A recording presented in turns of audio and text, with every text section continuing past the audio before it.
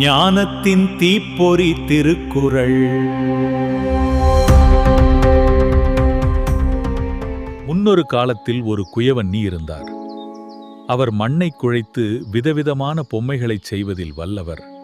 ஒரு நாள் அவர் ஒரு அழகான யானை பொம்மை, ஒரு சிறிய சிட்டுக்குருவி பொம்மை மற்றும் ஒரு மனித உருவ பொம்மையைச் செய்து முடித்தார்.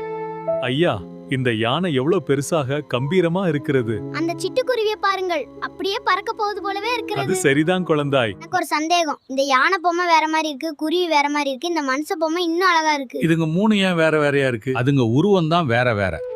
ஆனா அதுங்க உண்மையில எதனால ஆனதுன்னு கவனிச்சு பார். உருவம் தான் வேற, ஆனா எல்லாமே இந்த மண்ணாதான் செஞ்சிருக்கீங்க. ஆமா, இந்த மண்ணில பலவிதமான வடிவங்களை உருவாக்கலாம். இந்த மண் இல்லை என்றால் இந்த உருவங்கள் கிடையாது. இந்த உருவங்கள் எல்லாவற்றுக்கும் அடிப்படை இந்த மண் தான்.